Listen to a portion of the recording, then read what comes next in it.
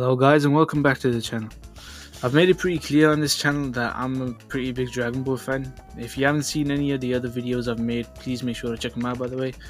But obviously there's been a recent series called Dragonball Daima that came out, and I made a couple of posts about it on my Twitter, but I wanted to make sure that I watched the full thing and then made my full opinion on it.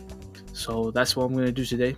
I finished it pretty recently, so I'm sorry if the video sounds like it's kind of unscripted, but I'm going to try my best to get my thoughts out on what I like, what I didn't like about it, and in general, just let's get into it.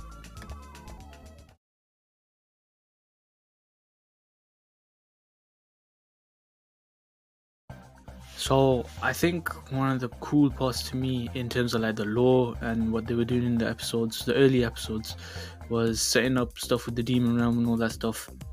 I think part of what I liked about it so much was that they brought back a lot of stuff from OG Dragon Ball.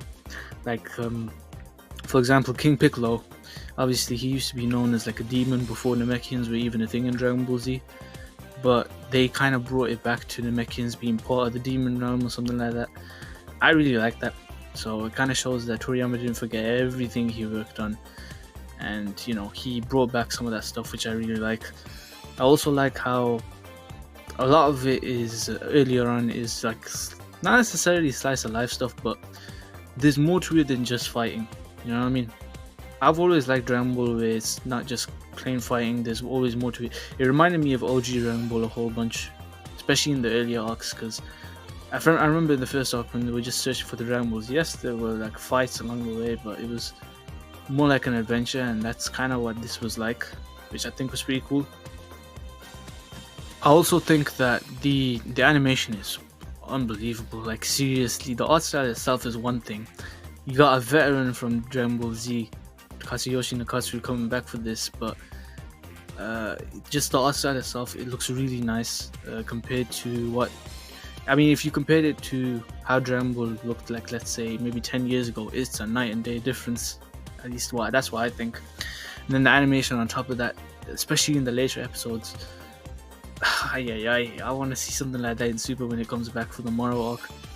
But those are some of the pros that I thought about it. I think there's more on my mind, but those are just the main ones that I wanted to get out.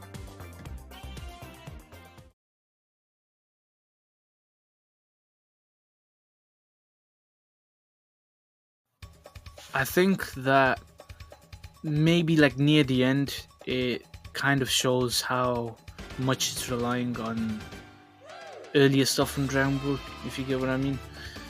And I think this is a pretty big problem that's been like a part of modern Dragon Ball for like at least the past 10 years. I think the big thing that we have to get out of the way is Super Saiyan 4 coming back. And to be honest, like I said, I made a Twitter post on this. I'm kind of 50-50 on this.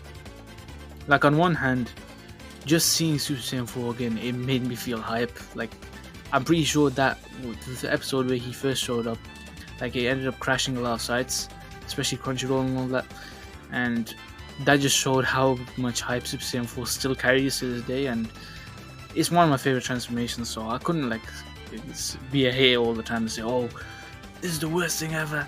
But no, I was pretty hyped when it first showed up.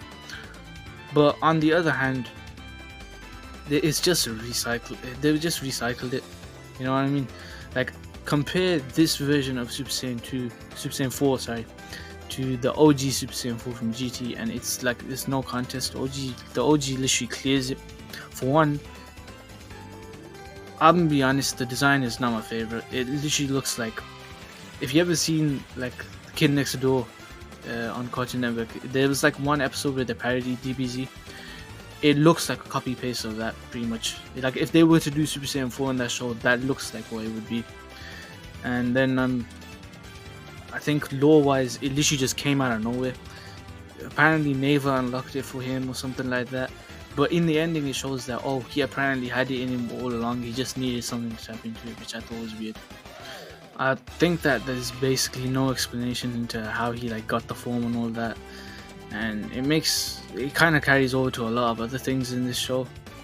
Like for example, like the third eye, that's the thing in the show, it was like built up to be this big thing that was meant to be used by Goma and all that, but then if you've seen like the post credits of the last episode, you see like it's a gag. It's like how Toriyama does his humor, but at the same time, it kind of makes the whole thing underwhelming. At least for me. Like, how are you gonna advertise that that's the big like MacGuffin that the big MacGuffin that like the main villain is gonna be having, and then just say, oh, they're an everyday convenience. Like, I don't really get that kind of thinking. Another thing on top of that is when they introduce the bugs that can do different things like fusions, make you look younger, heal you, look like sensor beams basically. Why would you introduce something like that and barely have them be used, especially the fusion one? Like, there was so much potential that we could have actually gotten a new fusion that wasn't Gogeta or Vegeta, completely new, but they just didn't decide to use it. I mean, I don't get that kind of thinking either. However, I remember seeing interviews for this back when it was still on its run. Basically, the showrunner for it, he mentioned that it was meant to be like the modern version of GT. And I think that's part of the problem. You shouldn't really be catering to like old stuff in the past, pretty much. Like, don't get me wrong, I like GT too, but I wouldn't want to see GT 2.0, if you get what I mean. And when people think of this as GT 2.0, I can't really blame them, to be honest with you. It recycled way too much, and to be honest with you, it's got me a little bit worried for what the future of Dragon Ball could be like. Like, if they've gone with Broly, and then they brought Cell back. Granted, it wasn't really Cell, it was more like Cell Max, and obviously it was a different version. Then they've pulled this stuff with Super Saiyan 4, which, by the way, also it breaks the canon. Like, Battle of GODs and most of Super don't really make sense right now, but whatever. Who else are they gonna recycle next? I've seen people say either Janemba or Kula and all that, and like I said, that would be cool, but it wouldn't make sense. You know what I mean? And at the end of the day, it just shows like the lack of creativity, if you get what I mean. They can't be original anymore, which I'm actually disappointed in.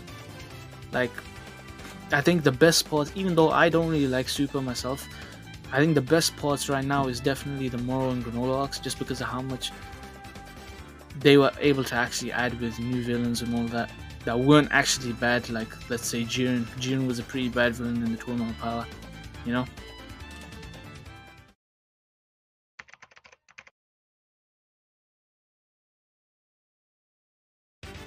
At the end of the day, this was Toriyama's last thing that he ever worked on, so I wanted to cherish it and like really take in what he thought was best with the series, like what he thought when making it, and just like enjoy it.